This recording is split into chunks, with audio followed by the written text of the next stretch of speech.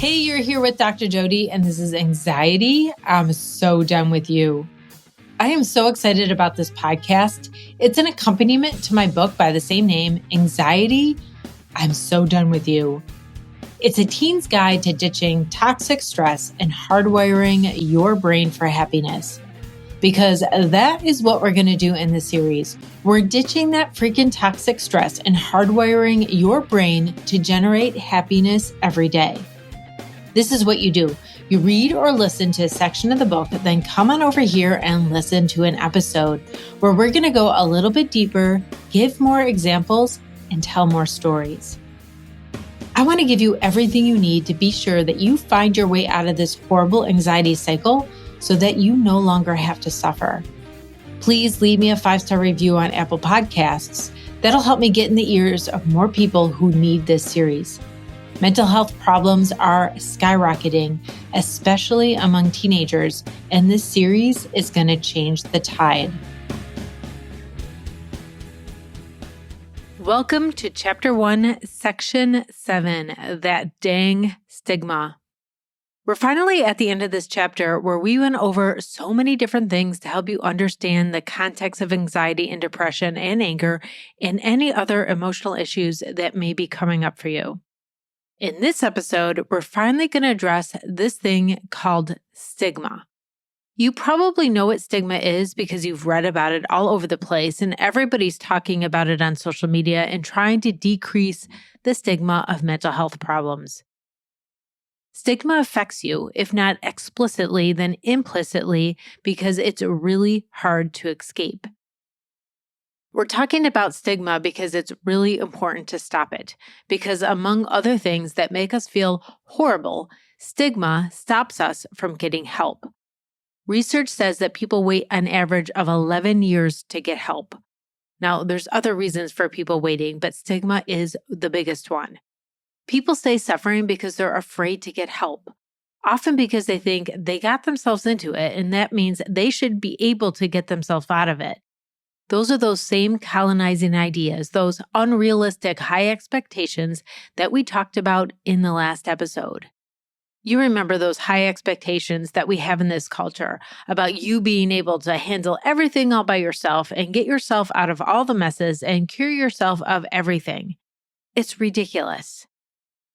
Stigma, if you don't know, is a mark of disgrace. It's shame. You could experience stigma or judgment from other people or from yourself. That's you giving yourself shame for what you experience.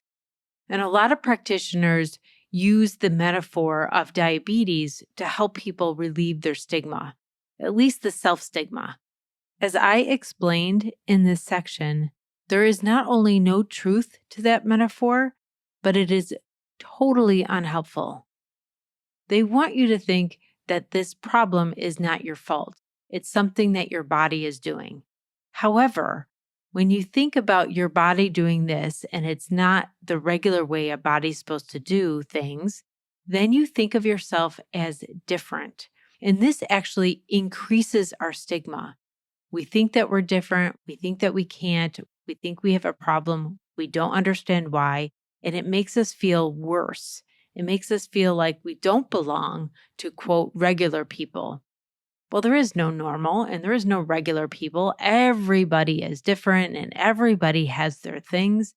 But when you're suffering inside your mind, that negativity towards yourself is so huge and you just feel different. It's devastating. I argue that it would decrease our stigma a lot more when we normalize our mental health problems. If we see that those problems come out of context of our lives. And we all experience context. We're all in this world and things happen. Bad things happen, some good things happen, some benign things happen. Even when things don't happen to us, we witness bad things happening, or we read about bad things happening. We hear our friends talk about bad things happening to them. These all create a context of heaviness and worry and toxic stress and feeling like we're out of control. We have a ripe context in this culture for mental health problems.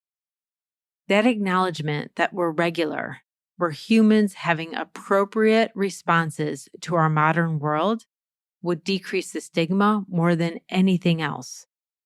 You've noticed that there's a lot of mental health advocates online, or a lot of people struggling with mental health speaking about their experience online. It is helping people be more open and honest about how they feel, and it is taking down some stigma. But part of what is happening is people are defending that they're different. In some ways, it's beautiful. We're all unique and we're all different, and it's great to celebrate our differences and acknowledge our differences. But if you think there's us versus them, there's regular people and then people with OCD, or there's regular people and then people with anxiety, it affects how you see yourself. You see yourself as unable to do anything about that problem. Even if you don't cognitively believe it, somewhere in that belief that you are different is implied that you're unable to get better. This hurts you, and I don't want it to hurt you anymore.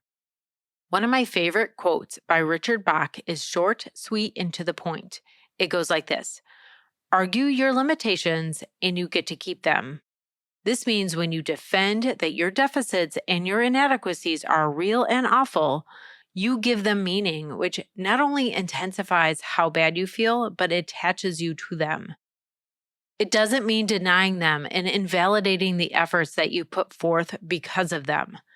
It means don't defend that you can't. The more you defend that you can't, the more you won't be able to. Remember that Henry Ford quote, if you think you can or you think you can't, you're right. If you constantly defend to people or defend to yourself that you can't do something, you will keep that limitation on your ability. Instead, I suggest decreasing the mental health stigma by addressing why people defend their differences in the first place.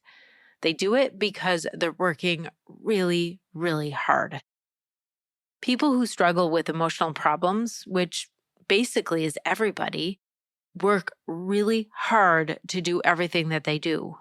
They must overcome immobilization, a lack of motivation, exhaustion, self-doubt, depression, and panic to do what they do.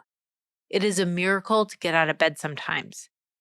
When things are hard, doing anything is a miracle. The problem is that this effort that you're making is invisibilized by a culture that assumes that we should be able to do more than we can. Listen, you are amazing. However, you're probably not giving yourself any credit for all that effort, even though I am quite sure that you feel how much you are efforting. When you're in that place, you see everyone else happy and you think, they don't have to make the same effort that I do. Thinking this makes you feel horrible about yourself. You're working hard and it feels like nobody else has to, and then nobody sees what you're doing. It's a very lonely and discouraging place to be. And it not only makes you feel unloved, but it makes you want to isolate yourself. Remember, worrying about if you are worthy of love is humans' most basic fear. What do you want to do about that? What can you do about that? For one, you can walk through this life committed to acknowledging the value of the people around you. Can you imagine what kind of impact that would make? When we acknowledge people's ideas, we acknowledge that there are skills that they have, and we are acknowledging all of that effort that they're making. Not only are we helping them notice the things that they're doing, we're lifting them up, we're helping them sustain those things, and we're healing their hearts. Okay, let's talk about medication. If you're struggling with anxiety and depression and you want to know whether to take medication or not, I wrote a blog post and I linked to it in the blog post that goes along with this episode. As you know, the link to that is in the show notes. In it, I share with you a process of how to decide whether to take medication or not. The reason why I'm bringing up your decision whether to take medication or not in this section of the book is because we have to separate it from those pharmaceutical marketing tactics. The marketing tactics want you to think that you're different and you need their medicine because you are different and your brain works different. They want you to think that there's something pathological in you, a chemical imbalance, and you need their medicine. These marketing messages are still around. My clients have recently told me that their practitioners, doctors, or other therapists and their psychiatrists have told them that they need medicine like diabetics need insulin. This metaphor comes from old marketing messages that have long been debunked, but practitioners are still telling their patients this.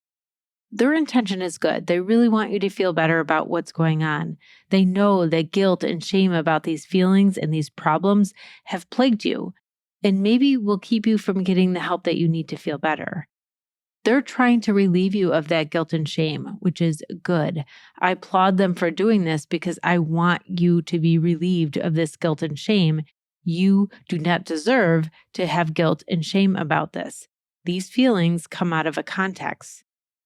They're absolutely understandable because of what you're living through. If you went through this and didn't have feelings, that would be weird.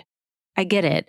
I understand why you're feeling that way, and I want you to understand too, because when you understand yourself, you'll have compassion for yourself and it will help you feel better. So this is what I want you to know about medicine. It is a tool. It is a tool that can be incredibly helpful, and it is a tool that saves lives. That doesn't mean you either need medicine or you don't need medicine. That just gives the monkey something to try to figure out. Do I need it? Do I not need it? How do I know if I need it? There are no answers to those questions. There's no truth about need. Instead, think about it this way. Medicine has benefits and it has risks. When you're deciding to use medicine, you're deciding to gain the benefits despite any risks. Luckily, in general with antidepressants, there are very few risks. And since they've been around for so long, there's a lot of research to confirm those low risks. I've listed all of those risks for you in the book and in the blog post that goes along with this episode. Another resource in the blog post is some alternative tips if you don't want to take medicine or if it doesn't work for you or if you're having too many side effects and so you can't take it. I listed some things that you could do to help yourself feel better. What I want you to take away most from this episode is not to let stigma get in your way of getting better. No matter what you feel, it's understandable. No matter what you feel, if you're not happy, if you're struggling at all, you deserve to get some help, and it is okay for you to get help. If you have some people in your life that don't understand what you're going through, I also have videos and blog posts that you could give your family members to help explain what you're going through. Then all you have to worry about is the stigma that you're holding against yourself. You need to let that go. That negative self-judgment, you know from this chapter that is never helpful. Self-stigma is negative self-judgment.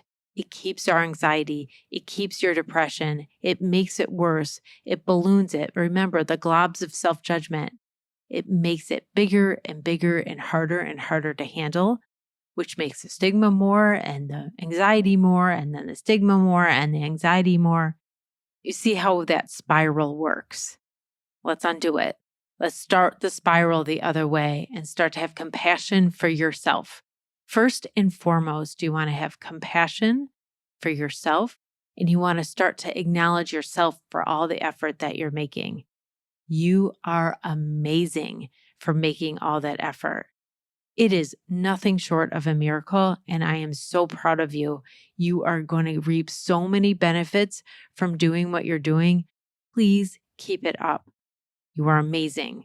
You are amazing. You are amazing. I know the anxiety is telling you the opposite, and that's why I'm repeating the truth. You are so much more than your anxiety tells you that you are. I've had so much fun trying to explain to you everything I wanted you to have in this first chapter. And wow, I could keep going. I'm Italian American and I could talk forever, but I tried to keep these short so that they're digestible. Just a little information, and then you could go out in the world and let it process. Let it go deep into your body, into your beliefs, because there's a lot of beliefs in there that we need to change. Because of all the discourses and the stories and the expectations and the high standards of our culture, These beliefs, which were just ideas, are now constructed to be absolute truths in your mind. That's what we're going to address in Chapter 2. All of these things that anxiety says is true, but are lies. Chapter 2 is I'm done with your lies. Thank you so much for listening to Anxiety, I'm So Done With You, with me, Jodi 𝔼𝕝. In this episode, we covered that dang stigma. We talked about everything about medicine and mental health treatment and why the stigma is there and how to get rid of it. I appreciate all the subscribes and the 5-star reviews on Apple Podcasts. It is going to really help this podcast get into the ears of people who need it. So read Chapter 2, Section 1, and I'll meet you in the next episode.